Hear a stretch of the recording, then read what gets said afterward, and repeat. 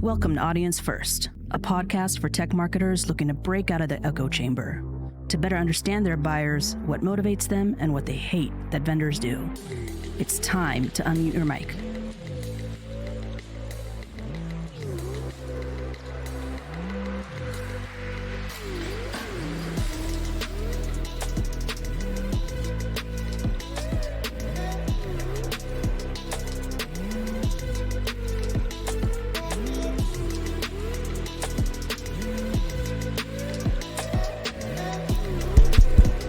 Are you ready?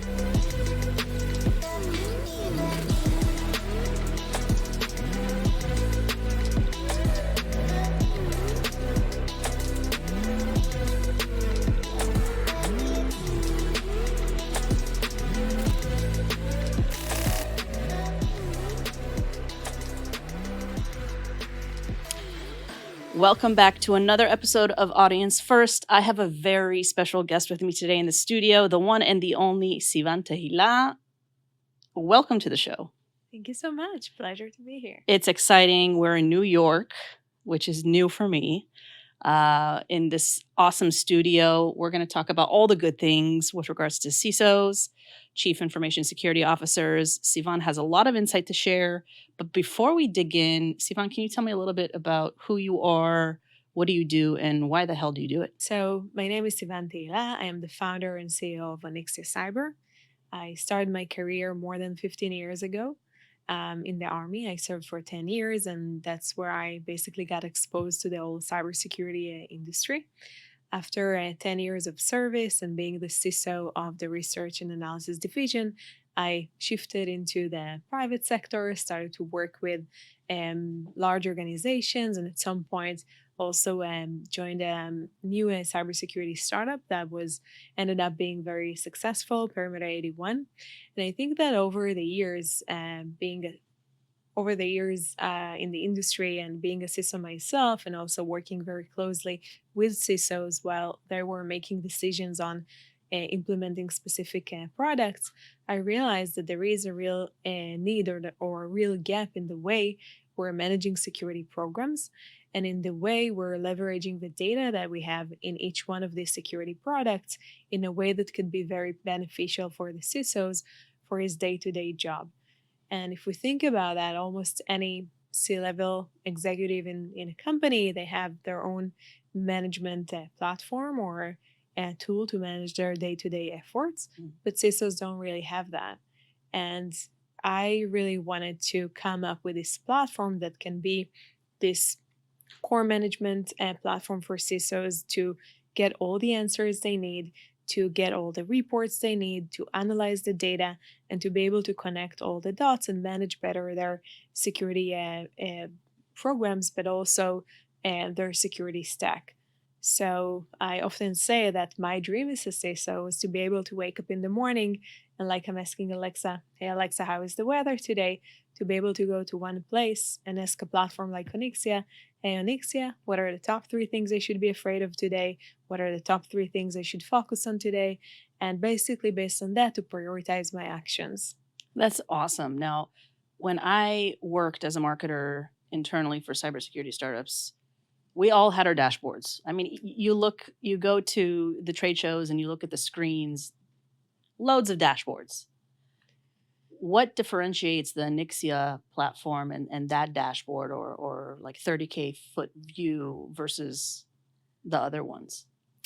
We're probably going to talk a lot about this, but I see the CISO as more of a business role. I think CISOs really need to be this persona who bridge between their security teams and operations and communicate to the management.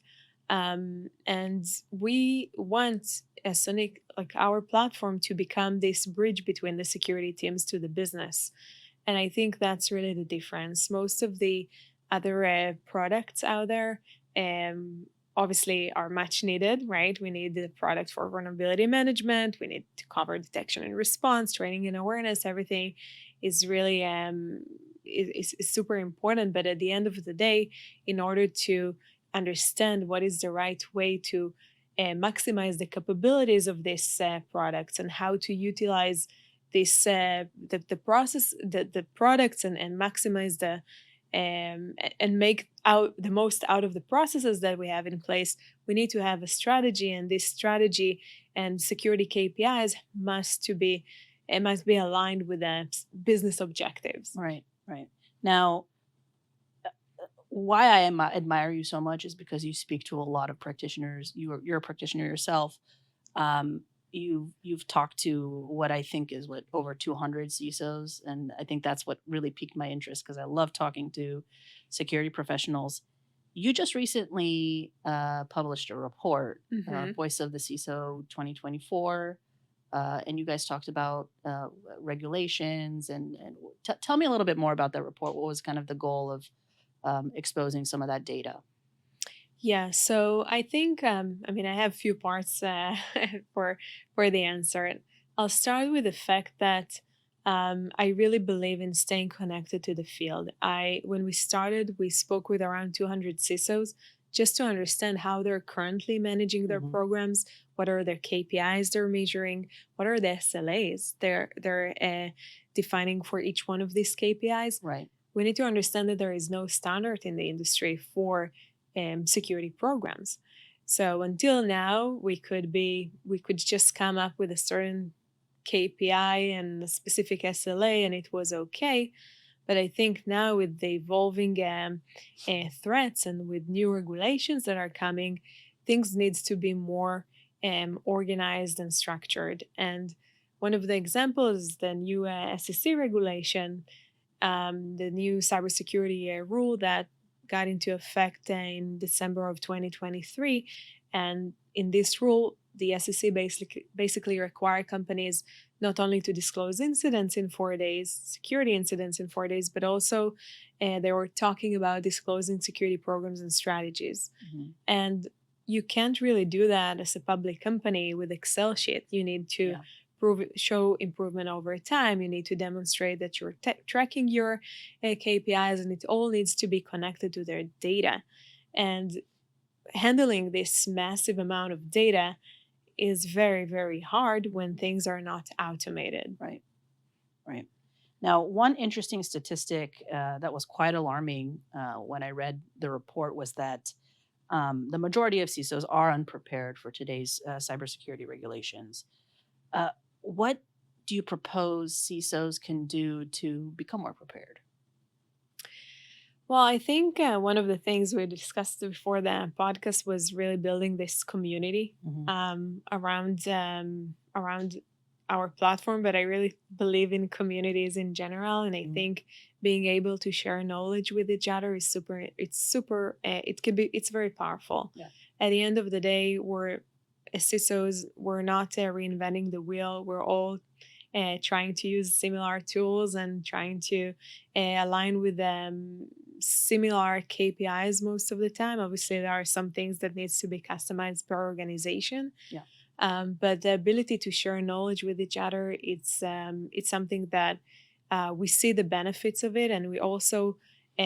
Since we started the company, we were making sure to always reflect the knowledge we're getting from our community as part of the platform. So, for example, we have this library of KPIs where the CISO can choose which ones they want to activate, Hmm. but we give them the best practices in the industry, and we come up with suggestions, and we even share with them uh, the suggested SLA based on these surveys, based of the knowledge that we got from our partners and customers. Hmm. So they can always compare themselves to other companies in similar industries, and they can know, do I have a more strict SLA, less strict SLA? Is this KPI suggested by Gartner, for example, or Yeah. who? What's behind this KPI? So we really give them all this information, and sometimes we're getting a feedback, wow, we why are you sharing all this information? Like, we're literally sharing the formula we're using in order to Wow. calculate the data. But I think it's important. That's how we create this trust with the customers. If someone is asking the CISO how you came up with this score, we want them to be able to explain that. Hmm. We want them to be the heroes. We want them to come up with this information and stay in control of what they have. So I want to go back to what you mentioned earlier. You mentioned something along the lines of security is as much a business issue as it is a technical issue. Hmm. Now, how can CISOs balance and manage, their cybersecurity programs amongst the rapid change, the rapid business change, and also technical change and threat landscape changing? Yeah, I think often we're talking about balance in many aspects in life, Yeah. right? I personally don't believe balance exists.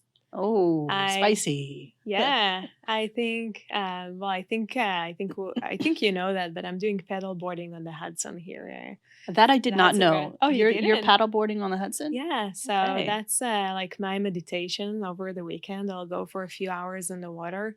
And I think one of the main lessons you learn in the water is that we're always trying to reach balance by pedaling, and getting the board straight. But after you do that for a while, you understand that it's not about reaching balance, it's about the ability to stay in harmony with the Mm, evolving changes. mhm, So I think sometimes it's, more important to pedal faster on the right side. Sometimes you need to focus more on the left side. Sometimes, you need to take a different direction, mhm, and you need to always assess the situation. So I think whenever someone is telling you that you need to balance defense and risks, I don't think that's possible. I think we need to look at the bigger picture and customize our actions based on the specific need. And sometimes you need to give more attention to your security awareness program. Sometimes you need to more focus on your detection and response. And that's why in the platform, we're also reflecting that. Sometimes you're overperforming in one mm, place and you want to potentially reallocate some resources in order to use them to improve other domains that you're not as good in them. yeah, So um, I think, by the way, it's true for other things in life, yeah, right? I always tell my team that I don't believe in work-life balance. Maybe we want to cut it, but I I have a good explanation for that. I really believe in work-life harmony. yeah, Sometimes you need to focus more on your family, and mhm, sometimes your work need more attention. So mhm, I really think that this is the same way in security. yeah, Um, and it's about staying dynamic mhm, with your strategies and actions based on the evolving environment. I didn't mention it in the beginning, but Onyxia, the name, yeah, comes from World of Warcraft. yes, And Onyxia is a very special dragon. She had a human form and a dragon form, and she could adjust based on the evolving environment. And that's really what we're doing with our dynamic security platform. I love it, I love it. Um, going back to the report that I was, reading, what was a compelling insight to me was the fact that, um, newer CISOs are finding it easier than more veteran CISOs to communicate about security to the executive board. Yeah, I also thought it's interesting. Yeah. And we work very closely with our customers, but also we have an amazing team of CISO advisors, including Rinky Stevy, Chris Roberts, Anshu, Lucas Moody, and Mm, Simon. I'm trying not to forget everyone, but they're all very well known and experienced CISOs. mhm, Um, and when we built we're working now and also adding some board reporting templates as part of the product, and we worked with them very closely to understand how they report to the board, and it's really not an easy task. yeah. What I would think is maybe I, when maybe when you report to so many boards, you already have some experience with their reactions, and then when you're going to the next board and the next company, you come up with all this experience and thoughts, and maybe things becoming a little bit more complicated. I also think that maybe there is more knowledge nowadays, Yeah. and more communities where new CISOs can ask for an advice. I always have had mentors. I think I hear that a lot. I mean, I hear it from our advisors that they're mentoring other CISOs, and I think it's very nice.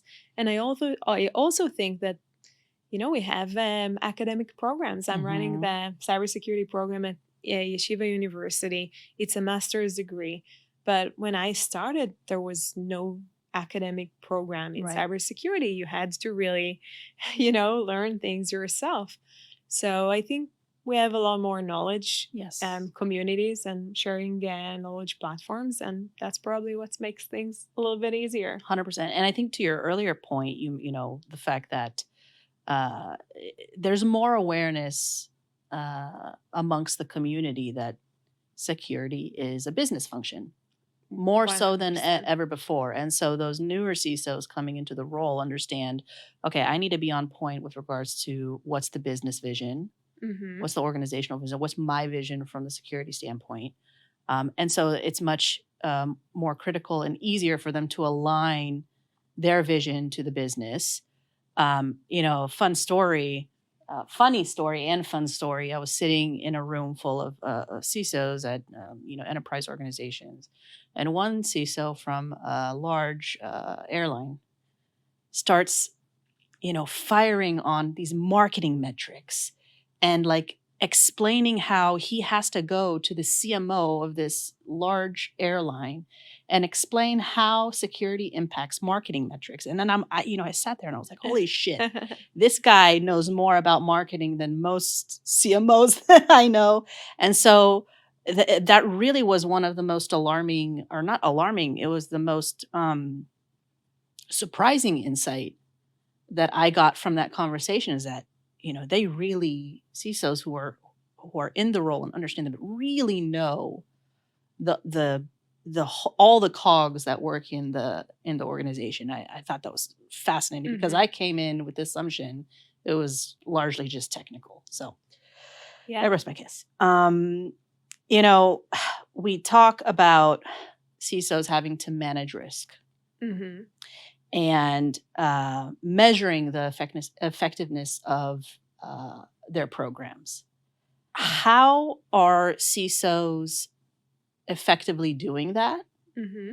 And what are the implications of measuring and managing with the status quo methods, the more manual methods? So I'll start with, when we started, as I mentioned, we realized that most of these processes currently are being done manually. Yeah. Sometimes, CISOs, they have teams of analysts pulling the data from everywhere, or when there is a crisis and they need an answer, everyone in the team are looking for some specific details or metrics within the data. I think everyone agrees that this is a problem, and I didn't have a chance to speak with a CISO who said, "Oh, I don't need that." I Yeah. think it's becoming a must-to-have thing because of the regulation and Mhm. because of the fact that it's becoming very complicated when you have between 30 to 50 security products in place. Not only to understand how um, how you're doing and measuring your security performance, but how do you justify these 30 to 50 security products and the investment in them?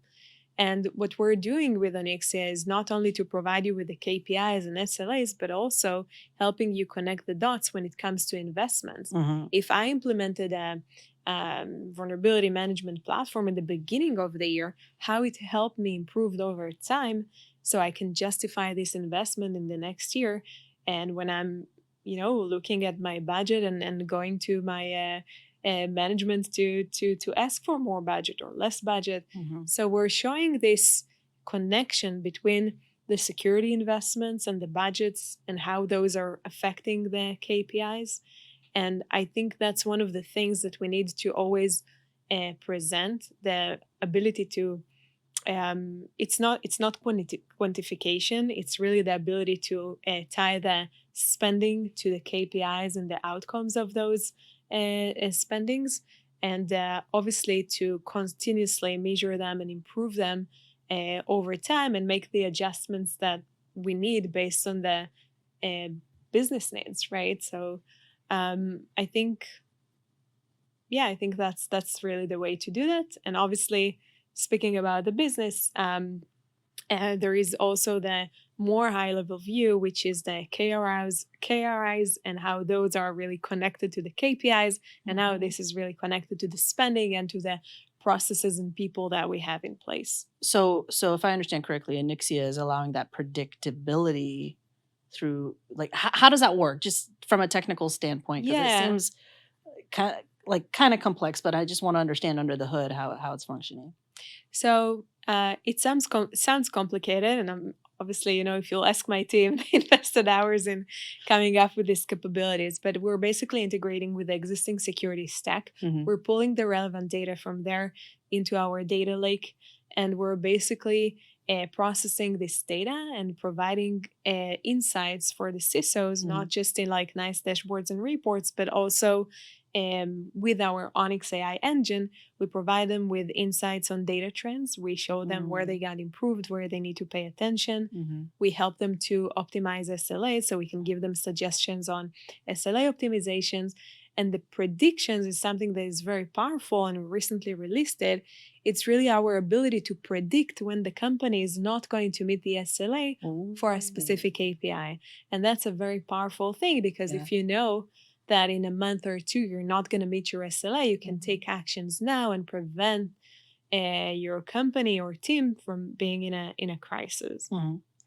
I like still I wish something like this existed for like young companies or entrepreneurs who are trying to run a business. This is just awesome.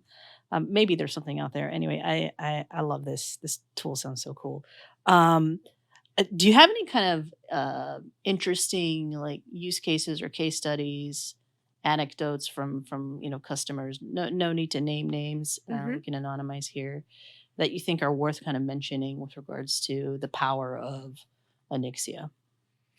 Yeah, so we have I have two examples. One is a company with CISO is not a new CISO, but it was Yeah. new to the company. Mhm. And it's the first time the company needed to build a program. They had something in place, but they were not sure.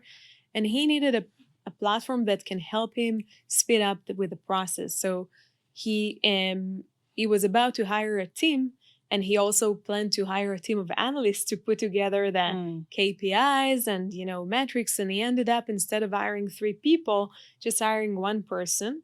And he's using our platform to basically manage the security program. It helped them really make decisions on how to manage their spending, and it's something that makes him I think looks like a hero within the organization because he immediately could come up with all these metrics and reports, and it's like magic. I love joining onboarding sessions because it's like an hour session, and then you integrate with the products, you activate the KPIs, and then all the data start to be populated and correlated and presented. And it's amazing to see Yeah. the immediate value that companies are getting out of it. So that's one story.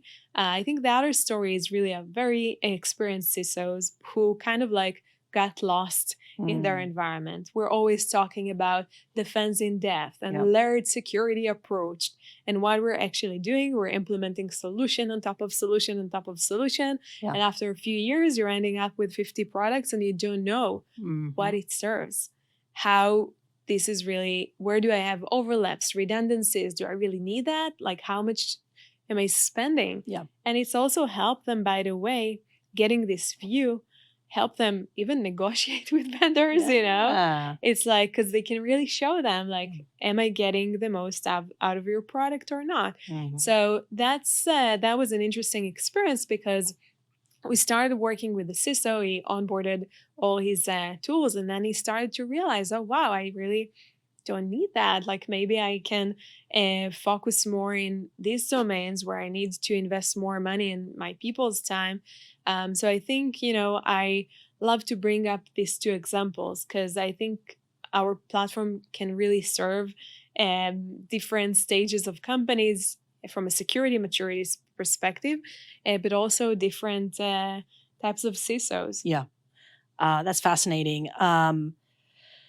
You know, again, I admire the fact that you're close to the customer. I admire the fact that you've been speaking to them.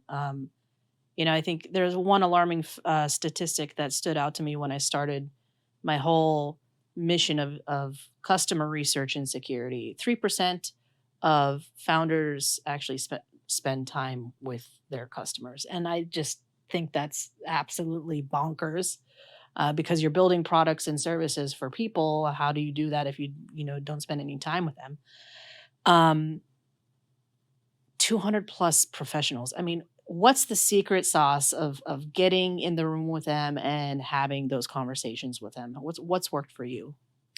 I think in order to build something that is really powerful, you have to stay connected to the customers. Mm, And we started with this and we're continuing with this. And I think that's really uh, the power behind Onyxia.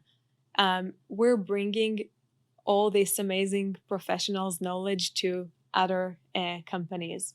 And I don't think we could build a product without the experts we spoke with. yeah. And I can tell you that until now, like it's not only during the I mean, not only during the sales process that I speak to the customer to understand their needs, not only just in the onboarding sessions, but it's an ongoing process. After someone become a customer, you want to keep them happy, but you Yeah. also want to develop more capabilities to really help them improve themselves all the time. So, so many of our customers actually suggested more KPIs Hmm. after they joined, and we developed those. And those KPIs are now serving other CISOs, Yeah. which I think that's kind of like a way for us to let the CISO this feeling that he can also create an impact by using the platform.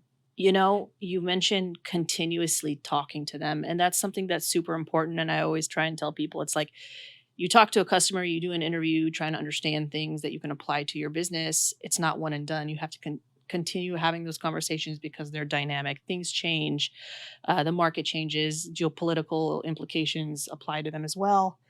Um, but when you think about it, also from sales and marketing perspective, um, it's much more expensive and much more difficult to acquire new customers than it is to retain your customers.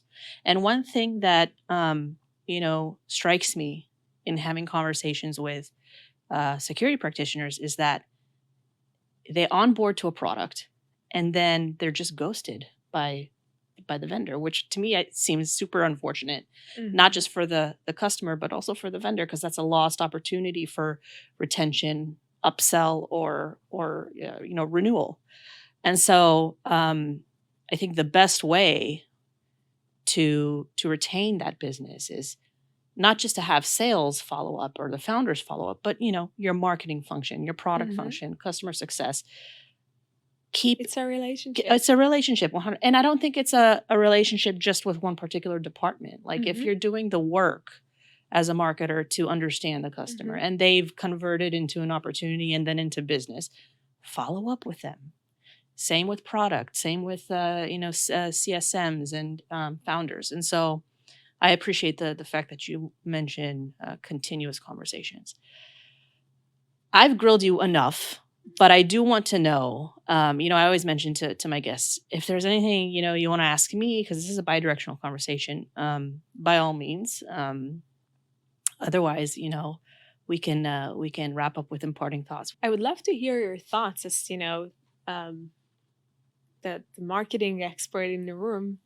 Um, we spoke a lot about how we do that, and I think as we mentioned, like it's about relationships and Hmm. being always connected to the field. And in a way, I think it's even make your customer part of the mission.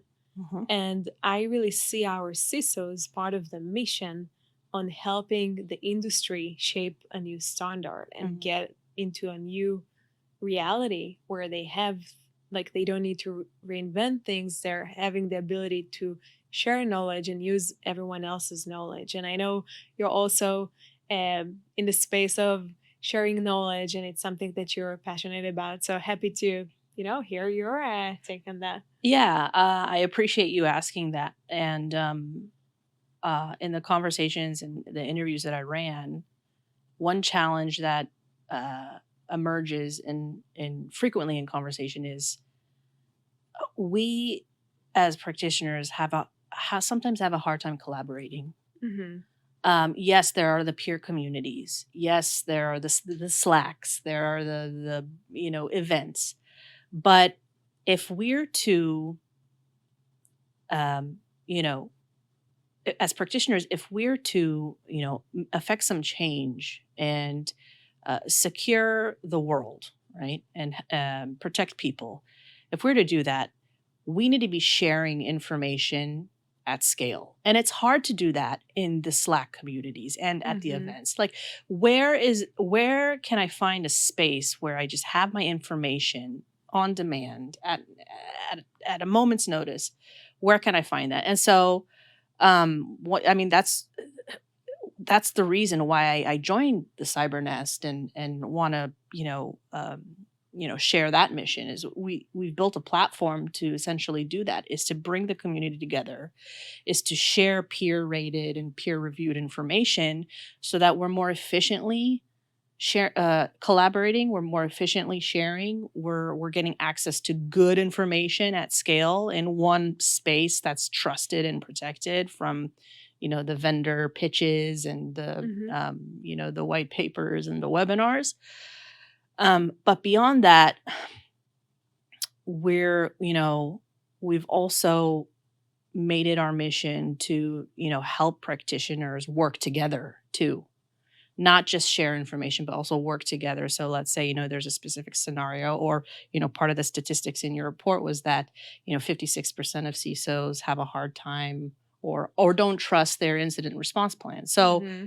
who's to say they can't go to another expert within the community and figure out how to improve that? So I think we're at a point where we understand that humans are dynamic. There's no one set process, to your point, and we need to be working together Hmm. as agile as possible, as efficiently as possible in trusted spaces, so that we can keep up with not just the threat landscape, but also the speed of business. Hmm. I don't know if that makes sense. I kind of went off Yeah, so tangent. we're kind of like sharing a similar mission, Yeah, right? To bring 100%. the And that's why we're knowledge out here. there, and And that's that's why yeah, we're that's why here. we're here. Um, I love it. This is so fun. I think what is your kind of one piece of advice for any entrepreneur or founder in the security space to kind of get closer to their customers? What let's talk prescriptive. What should they do first? Well, again, I don't know if I'm the right person to give an advice, but from my experience, really um, getting to your target audience and let them speak their pain and be honest about this pain and hear things that maybe you didn't want to hear at the beginning and kind of like adjust your vision accordingly. I think that was super helpful for us because we could just, I mean, at the beginning of the process, we had a specific idea in mind, but I think based on these conversations, our platform became what it is now. And um, obviously, it's neutral that you're changing things, but it's all really made by the fact that we were sharing this vision with customers and CISOs, and we took their feedback very very seriously, and we're still doing that. So I'm smiling because that's not easy for a lot of founders to do. A lot of founders have their vision, and this is how it's going to be built. I want to build it, and we're not going to shift right or left. What needs to happen in order to feel comfortable for a founder to say, okay, I need to shut up and listen to the people who I'm trying to solve a problem for?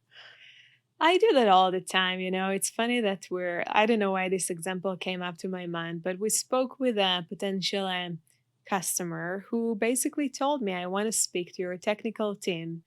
And sometimes I feel like I know everything, but I Mhm. really don't. Yeah. And I was like, okay, I can answer that. But if he wants to speak to my team, he'll get it. Like we scheduled a 2-hour call with our technical team, and he got what he wants. I mean, I really see that as the way to do that. Yeah. Yeah. You give the customers whatever they want. So, Do you think the customer is always right? yes, Yes. I think it's Okay. helpful to, present them with other perspectives. Yeah.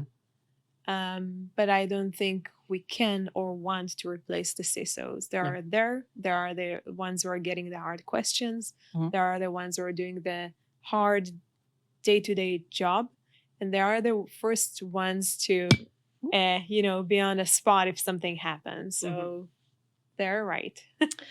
We're going to be sharing this with the CISO community. Where can people find you? Obviously, LinkedIn is the best place to make connections, but feel free to look at our website. It's onyxia.io. And I'm happy to personally have a conversation with every CISO. I learn a lot from these conversations. So not necessarily, we don't have to have a demo immediately, but happy to just have a fun conversation and get to connect with people and share knowledge. I had a demo and I loved it. So I'm an advocate. I think the tool is actually very valuable, very cool, something that I haven't seen in the space. This has been an absolute pleasure. I mean, I'm more than happy to come back to New York whenever you say. Dani, come to New York. We'll do some more podcasting. Super fun here. Any imparting thoughts before we sign off? No, I think we covered Right on. everything. Yeah. Right on. Thank you so much. That Well, was fun. yeah, absolutely. You're more than welcome to come back anytime. We've had you on our other podcast. What the fuck did I just read? That was a lot of fun. But this one was good because we got into the weeds with regards to the product and kind of the value you're giving to the community. So thank you for that. Thank you so much. This has been another episode of Audience First. We are out. Thanks for tuning in to this episode of Audience First. If you like what you've heard, feel free to follow or subscribe to Audience First on Apple, Spotify, or any of your favorite podcast streamers.